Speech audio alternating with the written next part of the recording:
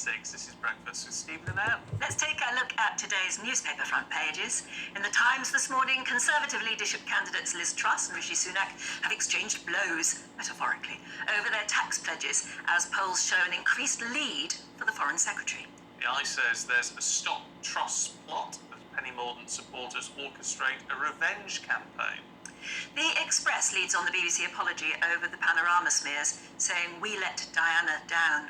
The Mirror says police should now charge the culprits behind the Bashir interview. And Channel migrants who triggered alerts on security databases have been allowed to vanish without fingerprints or photographs being taken. That's according to the Daily Mail. And the eldest son of Big Brother star Jade Goody has landed a role in EastEnders. Bobby Brazier, who's 19 now, joins the BBC One soaps cast as a mischievous member of the Slater family. We were talking about what made you feel old, and I guess that does. Bobby Brazier being 19, son of Jade Goody, doesn't seem ridiculous. I mean, that's just unbelievable. And also Prince George being 9. I mean, for heaven's sake, what's happening to the world? The world's gone mad. The time is flying by. The world has gone mad. What makes you feel old? Keep those funny stories coming in, please. GBViews at GBNEWS.uk. Let's go through the papers in a bit more detail with the author of Secret Britain, the anthropologist Mary Ann Potter, and the author and journalist James Bloodworth. Morning, you two. Hello. Let's have a look at the Eye, should we, to start with, Mary Ann. And Penny Mordaunt, she's being credited with the campaign to rubbish Truss. And apparently, up and down the country, local Conservative Party committees are having angry members turn up at their door and tear up their Conservative Party membership card saying, I don't want to choose between Liz Truss and Rishi Sunak. I wanted Penny. Why didn't she get down to the final two? What are those jokers in Parliament in the Conservative Party doing? Well, I'm not a member of the Conservative Party, so I have no say whatsoever on who's going to be the next Prime Minister. But a lot of our viewers are ringing and saying the same thing. That we backed Penny Mordaunt, don't know what to do now. Yeah, well, it's interesting. So now apparently Penny Mordaunt's supporters are galvanising themselves to basically brief against Liz Truss because they see that she was the backstabber who was briefing against Penny Mordaunt, and that's why she didn't end up in final two, blah, blah, blah, blah, blah. This kind of blue-on-blue power struggle, trying to dig up dirt on each other. And I think it is, but it's a kind of power play. I think probably to be successful in party politics in the UK in the 21st century, you've got to be quite cutthroat and know how to play the game. It turns you against both of them, though, doesn't it? Well, it does a bit, because you kind of want the leader of the country to be backing all of us and working for all of us, not just for kind of niche tribal support. Obviously, the Eye takes a particular sort of left position generally in UK politics, but I think it's got a spread over pages 6, 7, 8 and 9, which I think is quite interesting. So, I mean, if you normally buy the Times or the Telegraph or the Mail, I would say when you head down to the newsagents this morning, pick up an Eye, read them both, and then you kind of get the full breadth. That's one of the things that I love about coming to do the papers, because you have to read all the papers, not just ones that you naturally kind of lean to. But we haven't. But we, non-party members, we haven't got a vote anyway. We haven't. Although I guess to some extent, Conservative Party members might care what the broader public conversation and feelings about the two people are, and about what policy. I mean, Liz Truss and Rishi Sunak. This is possibly a little naive, but they might care what the public think about their policies as well. I mean, I feel foolish even suggesting that. They don't give a monkeys what we think at all, do they? I don't know. They've got a general election to win. What do you think? Do you think they care about it? Do you think they're at the moment only thinking of getting in? Yeah, and I mean, some of the things they say now will not be things they necessarily do if they win the leadership, because I mean, the selectorate of the Conservative Party isn't representative. I think the average age is almost 70. The average income is much higher than it is for the average person. So yeah, I mean, I think we should take everything they say in the leadership contest with a pinch of salt, the same way we would with an election manifesto before a general election. Be cynical.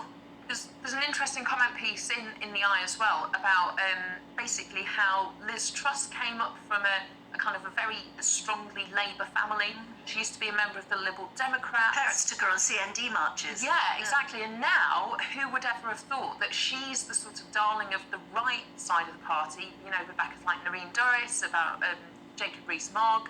The idea that kind of how far she's changed. Has she really shifted her moral compass and kind of values?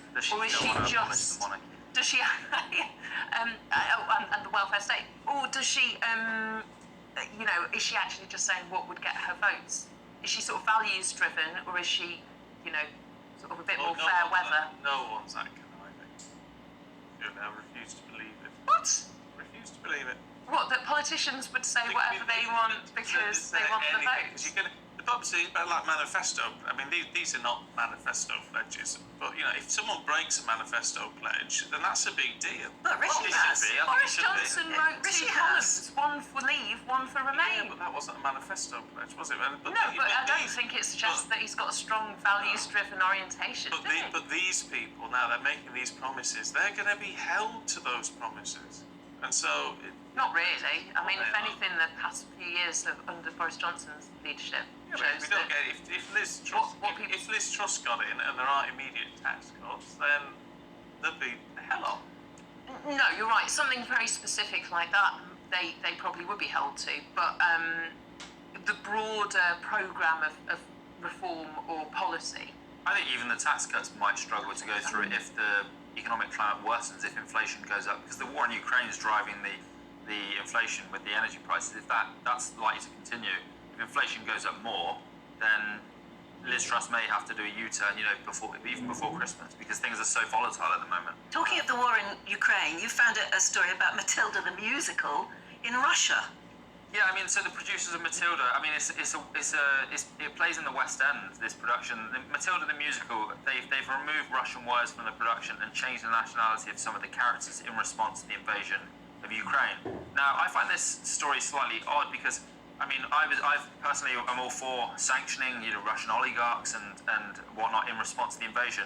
But the idea that kind of removing references to all Russian culture from productions in London and Europe, I mean, I don't see the point of that. I mean, it's the same as, I think, in a way, with Wimbledon. They banned Russian players from Wimbledon. I don't think that's really fair because it's demonising all Russians. Yeah, and it's those individuals. I mean, it's not their government. It's a bit like, you know, banning British sports players after the Iraq War or something. Those individuals have nothing to do with the actions of Vladimir Putin, who's a dictator. And I just find this. The word is kind of a bit cliche at this point, but it is essentially virtue signalling. The idea that you're making some contribution to the Ukrainian war effort by removing a few words from a musical in the West End. Yeah, find it very, very odd. Look, will you stay with us just for a minute? Because we need to fill 30 seconds. Well, I tell you what, let's fill 30 seconds if we've got it with Brussels sprouts are going to be a rarity this Christmas. Yes, what's going on? The world is falling apart. I know. You thought it was bad, Anne, and now this news about Brussels sprouts. I don't like Brussels sprouts. Never have. I don't have any problem with this, but I do understand they are traditional. Food shortages, war in Ukraine. It's wreaking havoc with the food industry, global supply chains. Some of these Brussels sprouts grown in like Lincolnshire. There's going to be a curry drought as well. There's going to be a curry drought. A curry drought, which is more worrying. But Brussels sprouts, I'm not worried about that. I tell you what, we were talking about what makes you feel old, though.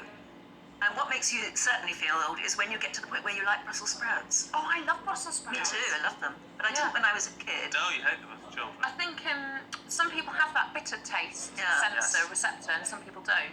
And your tolerance of that bitter taste increases as you get older.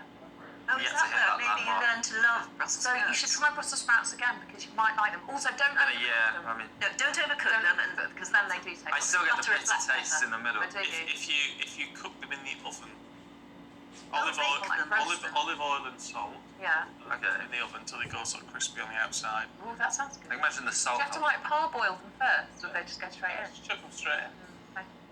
Or otherwise, if you've got a little soup maker thing, Brussels sprout soup. Brussels sprouts. No, that would taste nice, but I imagine that would play murder with your insides, wouldn't it? Yeah, you don't want to go to a meeting the day afterwards. No. But Look upon it as a health It's good for your gut biome. Yeah. High fibre diet. Yeah. Do you know? Have we got more we time haven't to got fill? time. All right. No, we'll come back to you I on was going that. to tell you about We'll try and get back to you a little bit later on, Yeah. but we've got to take just a break.